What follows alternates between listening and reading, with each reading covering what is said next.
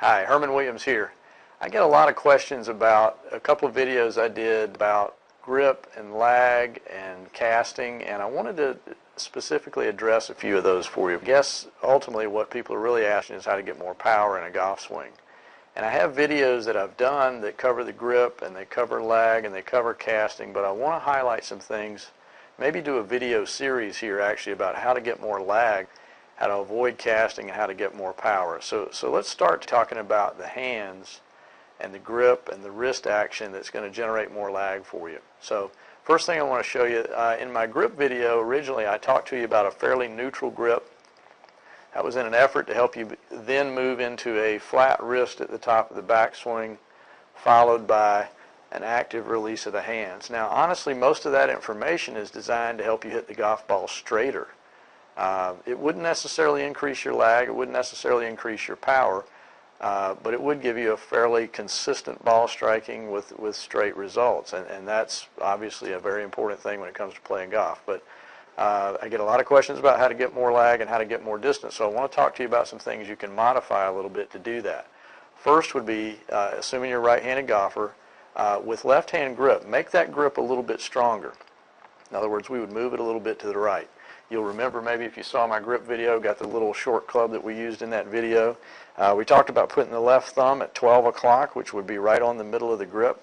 But for more lag and more power, we might move that to a stronger position, which starts to move the thumb over more towards what we defined as 1 o'clock on the handle. Could even go maybe a little beyond that. It definitely gets this V moving towards the right shoulder, which is in all the classical descriptions of grip. And it gets at least 2 knuckles showing over here, maybe even the third knuckle would come into view. I have actually a picture of the grip that I'll show you real quick, so I'll jump over here to the computer and just show you that real fast. So here's my own grip, which I consider reasonably neutral, but the things you'll note here, the right hand, this V is very centered. V of the left hand is angled more off to the right, towards the right shoulder, and of course you can see the 2 knuckles right here, and that grip could potentially be stronger if we're really searching for the most lag and the most power.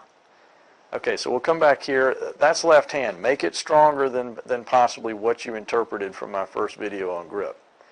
Now, that gives this left wrist more opportunity to hinge. At that particular angle, it can get a little bit cupped, which I'm sure you're thinking, uh-oh, that violates my other video about flat wrist, but you've got to match your grip and your wrist position together. So if you go stronger left hand, then you can go into a more cupped wrist. Bottom line is that wrist position with that grip position, it will hinge more, provided you know what to do with it. Now, right hand grip plays a role in this. We still need the right hand grip to be fairly neutral to weak, and that's because the right wrist can bend back further. This is dorsiflexion. It can bend in that direction farther than it can bend in this direction.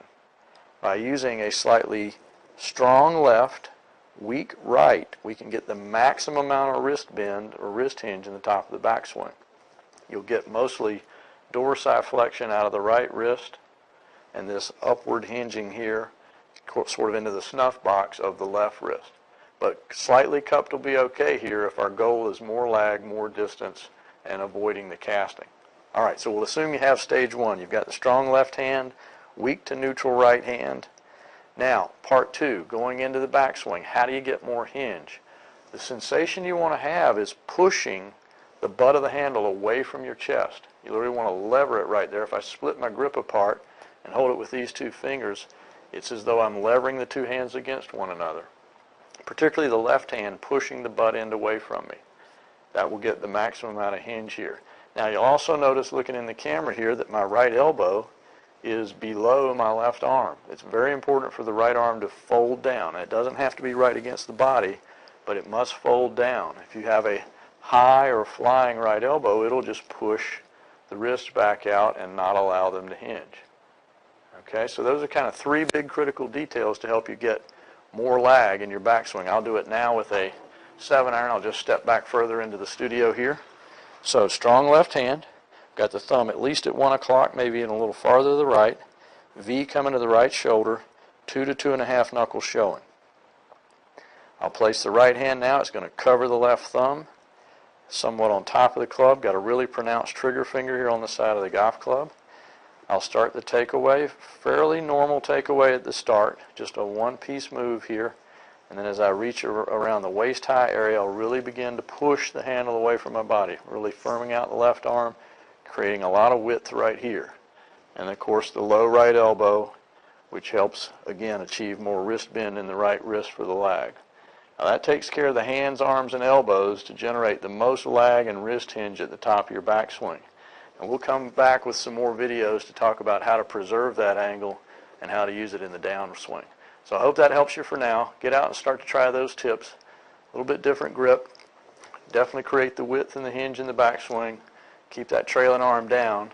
And that should get you more lag to start with, and we'll come back with some more videos to help you finish that off. Till next time, I'm Herman Williams, and you've just been Hermanized.